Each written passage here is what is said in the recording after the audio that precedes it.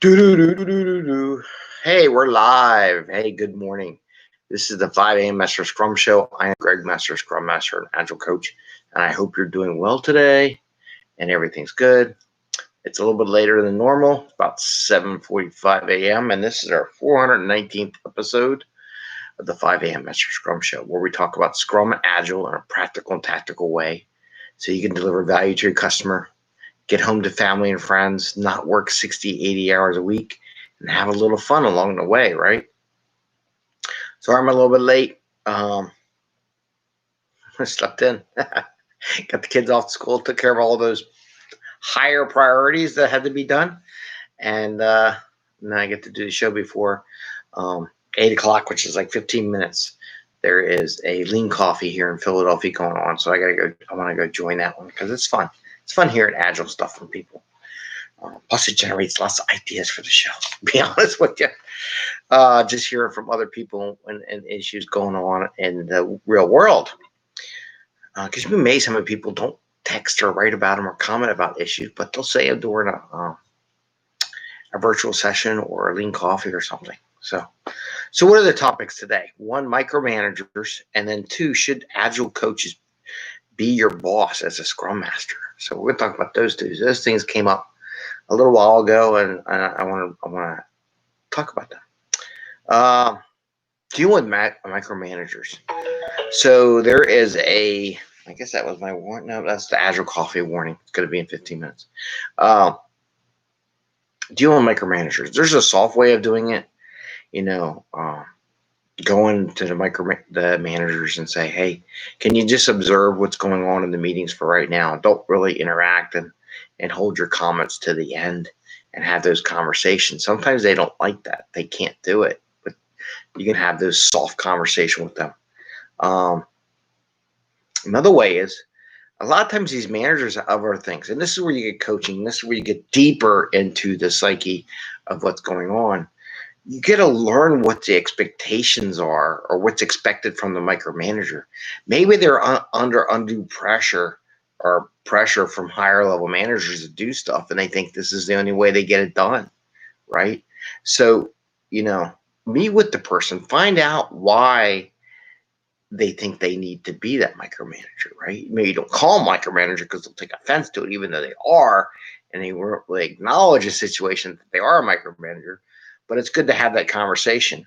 Another question would be, ask the micromanager how they evaluate people. Is there something to their evaluation of people that contributes to the way they do micromanagement, right? So these are all factors that apply to why they're acting the way they do to the team. And it's really good to understand this before you engage and try to see if you can't fix a problem. Right? You got to understand the problem before you can fix the problem. The problem we have with bugs, we try to fix a problem, really don't understand what the problem is, and we go screw it up and making 50 more bugs and more issues than there originally were because we really didn't understand what the core of the problem was. And I guess I said that how they get evaluated and how they evaluate people. So there's a couple things. So learn what's expected of the manager, what pressures they're under. Ask the manager how they evaluate others, and maybe ask them how they're evaluated by their bosses, right? So there's 3 levels there.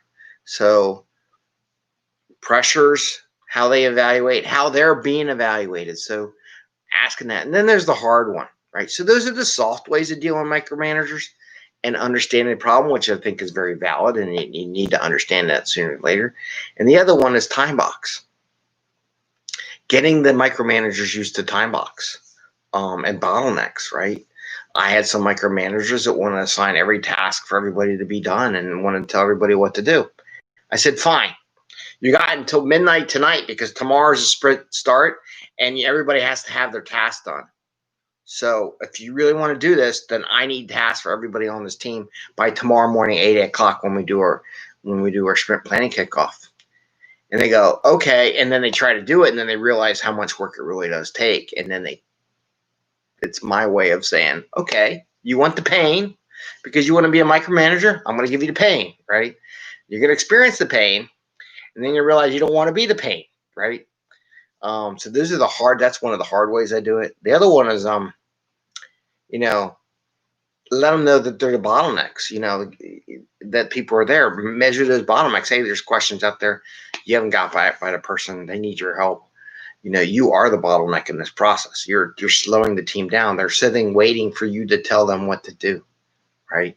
So you're not making any money. They're not getting anything done.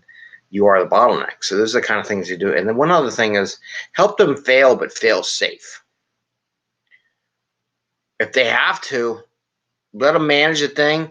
Do not cut corners on moving stories out and see if they fail, right? Let them fail. Maybe they didn't fail. Hell, I said, how did that micromanagement process work? The team completed only 50% of the work because it's been waiting for you to tell them what to do. And you didn't tell them until like 4 days into it. The work didn't get done. You know what? Do you want to keep doing it this way? Because sooner or later, all this information is going to go up to the managers, right? It's going to happen. So that's the hard way of coaching with micromanagers. Have them experience the pain.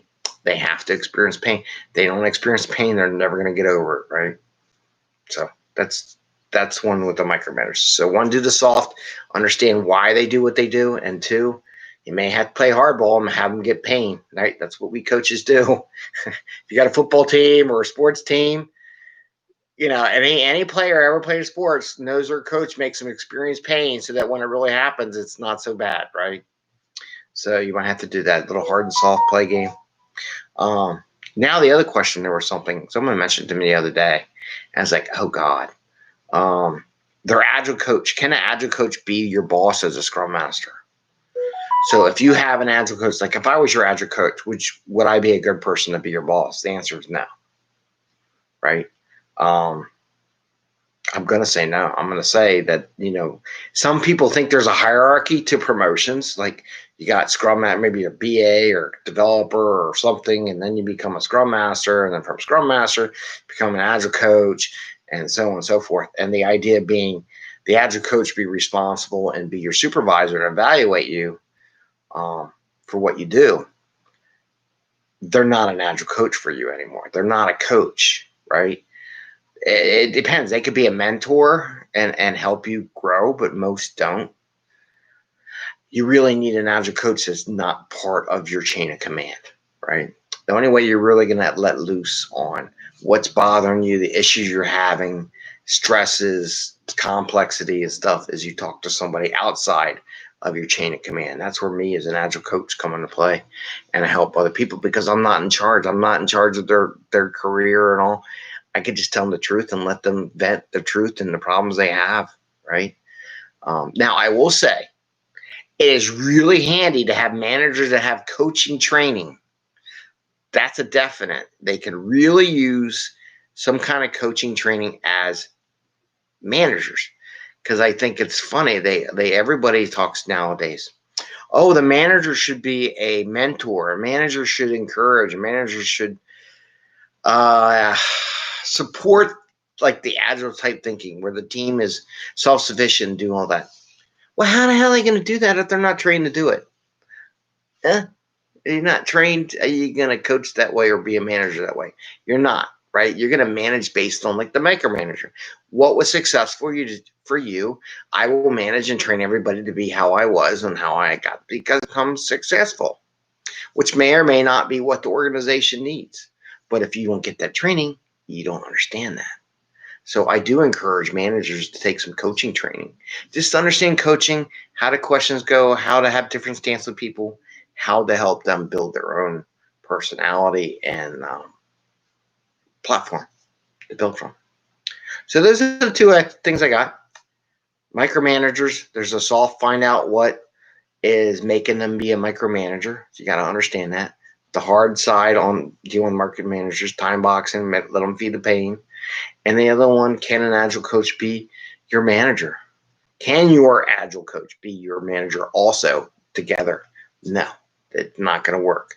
You're not going to be open and honest because it's just not going to happen. So that's what I have for today. I'm going to let it go because in 5 minutes, I got that lean coffee that I'm going to join shortly. So I want to say have a great day. Happy scrumming. Give us a thumbs up if you like the show. Ring the little bell so you get notification when we go live or post up stuff. Should be doing some stuff this weekend. We'll see what goes on. And you have an awesome day. Happy scrumming. Bye, everyone. Enjoy your day. See ya. Bye.